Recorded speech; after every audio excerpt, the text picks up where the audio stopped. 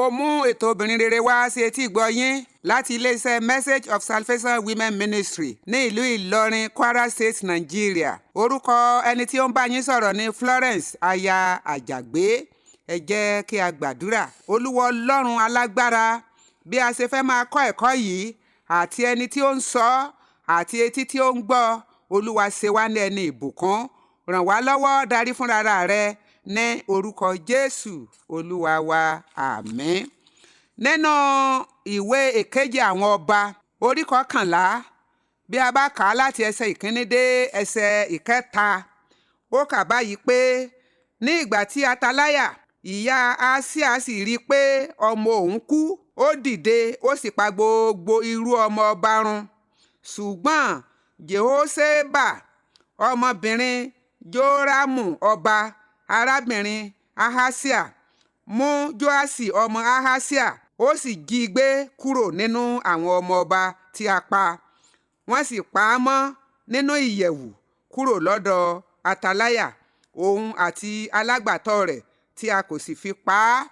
Ẹsẹ̀ kẹta, a sì pa á mọ́ pẹ̀lú rẹ̀ ní ilé Olúwa ní ọdún 6.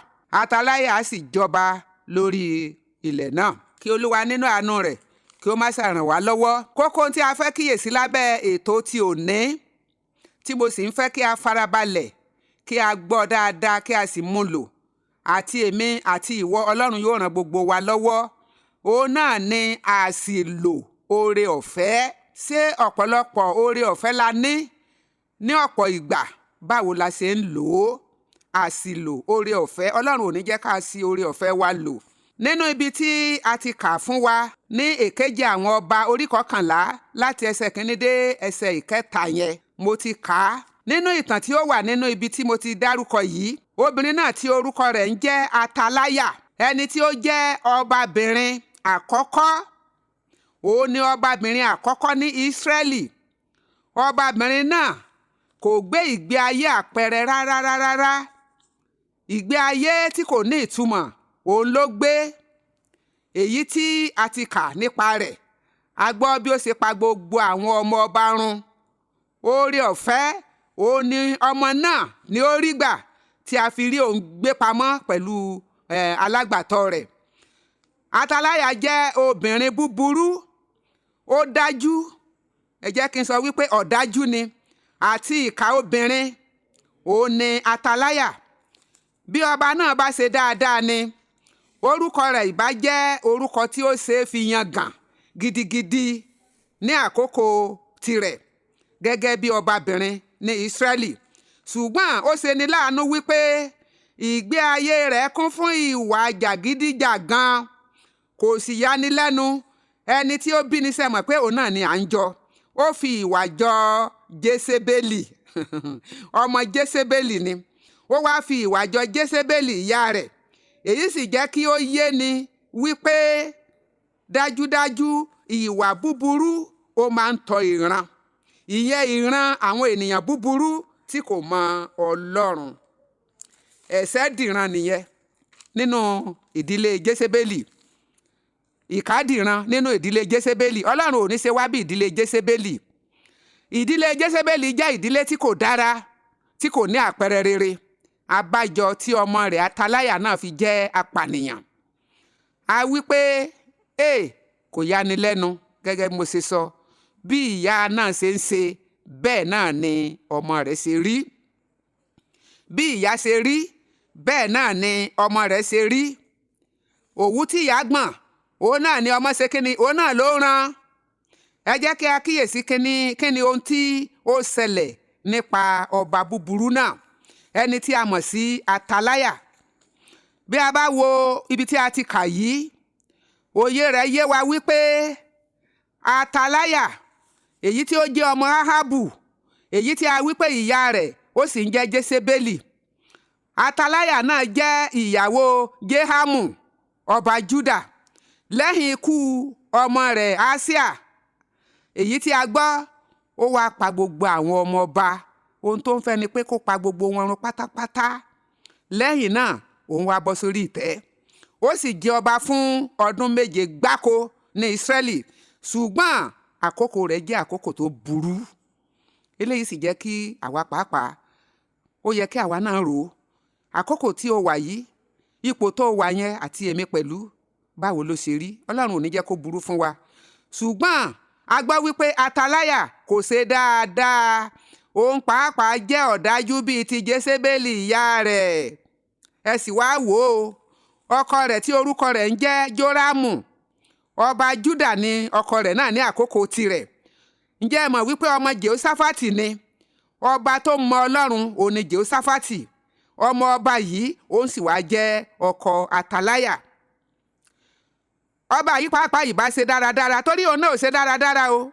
Ọkọ Ataláyà náà ò ṣe dáradára, ìbá ṣe dáadáa ṣùgbọ́n ọmọ Jésébélì tí ó gbé ní ìyàwó tí a mọ̀ sí Ataláyà kò jẹ́ kọ́ba yìí náà ò ṣe dáadáa. Ẹ lè wo ìkejì àwọn ọba orí 9 ẹsẹ̀ 18. Ẹ̀yin ọ̀dọ́, mo wá ń sọ fún ẹnìkọ̀ọ̀kan wípé ẹ gbọ́dọ̀ wádìí ẹni tẹ́yin náà ó bá fẹ́. Mo gbàdúrà lórúkọ Jésù ẹ ò ní sì fẹ́. Ẹ wádìí ẹni tẹ́ ó bá fẹ́ dáadáa, ẹ wá délé. Ọmọ ta ní ṣe? Inú ìran wo ló ti jáde? Irú ènìyàn wo ni wọ́n? Ǹjẹ́ nínú ilé wọn ǹjẹ́ wọ́n mọ Ọlọ́run? Ǹjẹ́ wọ́n bẹ̀rù Ọlọ́run? Ẹ mọ́kàn sáà dédé rí obìnrin kan kẹ́kàn hélẹ̀ kẹ́ máa gbé bọ̀ wálé pé ẹ ti rí aya tàbí ẹ ti rí ọkọ. Ìgbéyàwó kì í ṣe ohun tí à ń kú gbùrù ṣe. Ẹ jẹ́ ká kíyèsára. Ní kúkúrú, Ataláyà fìwà jọ ìyá rẹ̀. Ó ṣe búburú ní Ísírẹ́lì bíi ti ìyá rẹ̀ tá a mọ̀ sí Jésébélì. Nítorí náà a lè wí pé Ataláyà, pẹ̀lú bí ìtàn ṣe wí, pẹ̀lú bí a ṣe rí, Ataláyà sí oore ọ̀fẹ́ rẹ̀ lò. Ataláyà yìí ó wá ṣe ohun tí ó burú, èyí tí Ọlọ́run kórìíra nípa pípa àwọn ọmọ ọba run. A sì rí wípé bí ó ṣe jẹ́ ọmọ Jésébélì bẹ́ẹ̀ náà ni òun náà ṣe hu ìwà. Bí Ataláyà ṣe wá rí yìí gẹ́gẹ́ bí obìnrin ìyálọ́ọ̀dẹ̀ onípò láwùjọ, ẹ jẹ́ kí àwa pàápàá kí a kíyèsí ààyè wa. Ilé ọkọ tí a wà yìí, mo kọ́kọ́ fẹ́ sọ ilé yìí, oore ọ̀fẹ́ la rí. Oore ọ̀fẹ́ ló fi wà lábẹ́ ọkọ. Oore ọ̀fẹ́ ló fi ní ọkọ. Oore ọ̀fẹ́ sì ni ọkọ náà fi rí ìyàwó. Mo wá béèrè, oore ọ̀fẹ́ yìí ṣé a ò máa ṣì í lò? Ǹjẹ́ a ò máa ṣì oore ọ̀fẹ́ yìí lò? Ẹ jẹ́ kí a kíyèsí ìwà Ataláyà gẹ́gẹ́ bí mo ṣe ti sọ. Ó ṣì ipò rẹ̀ lò nítorí pé òun gẹ́gẹ́ bí ọba obìnrin àkọ́kọ́ ní Ísírẹ́lì, ó yẹ kó ṣe gudugudu méje kí wọ́n fi máa rántí rẹ̀ wípé obìnrin tó jọba ní Ísírẹ́lì ní àkókò báyìí ó ṣe gudugudu méje yàyà mẹ́fà. Ó náà ṣe tiẹ̀ gudugudu méje yàyà mẹ́fà tiẹ̀, ó ṣe é nípa ìwà ibi.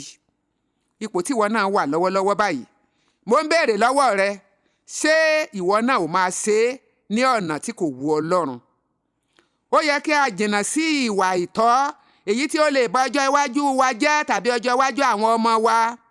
Àwọn ìwà búburú, ìwà ìbọ̀rìṣà, ìwà ìpànìyàn, ìwà ìní ìbẹ̀rù Ọlọ́run èyí tí Jésébélì tó fi gbogbo ọjọ́ ayé rẹ̀ hù, ó hàn nínú ìwà Ataláyà ọmọ rẹ̀.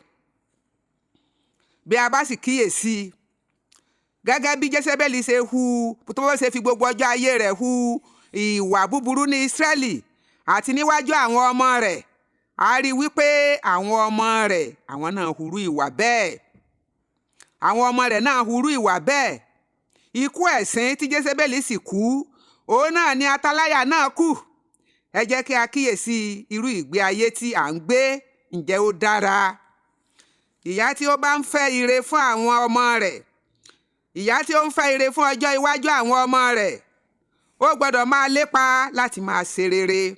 Bíbélì wípé ohunkóhun tí ènìyàn bá fúrúgbìn, òun náà ni yóò ká.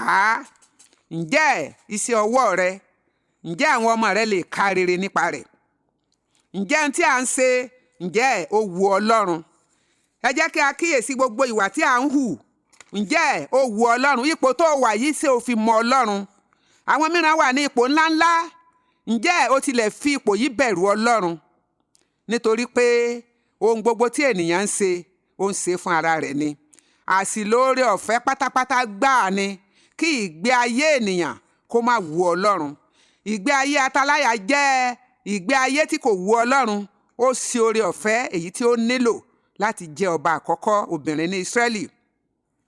Ẹ̀kọ́ tá a lè rí kọ́ níbẹ̀ ó pọ̀, ṣùgbọ́n mo tún béèrè lọ́wọ́ ẹnìkọ̀ọ̀kan wa. Ọ̀pọ̀lọpọ̀ obìnrin lónìí ni Ọlọ́run fún ní oore ọ̀fẹ́ láti wà ní ipò ńlá láwùjọ, láàrin ilé, láàrin àdúgbò. Báwo ni a ṣe ń lo ipò náà? Ṣé à ń lò ó láti ran ni lọ́wọ́?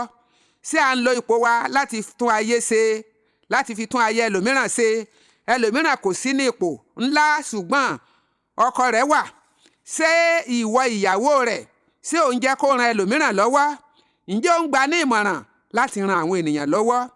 Jésébélì ìyá ataláyà jẹ́ ènìyàn búburú bí Bíbélì ṣe wí. Bí a bá wo ìkíni àwọn ọba orí 21 ẹsẹ̀ 25, ó sọ níbẹ̀ bí ó ṣe máa ń ti ọkọ rẹ̀ ní ìtìkùtì. Ǹjẹ́ àwa náà a ò máa ti ọkọ wa sí ohun tí kò tọ́? Ẹ jẹ́ kí a kọ́ ẹ̀kọ́. Ataláyà pàápàá kú ikú jákujàku gẹ́gẹ́ bí ìyá rẹ̀. Mo gbà ládùúrà wípé ìgbẹ̀yìn wa yóò dára. Àwa gẹ́gẹ́ bí obìnrin lọ́ọ̀dẹ̀, bí a bá ń fẹ́ ayọ̀, bí a bá ń fẹ́ ọjọ́ iwájú wa wípé kó yanjú, ẹ jẹ́ ká máa ṣe ohun tó dára. Ẹ jẹ́ ká máa hùwà rere.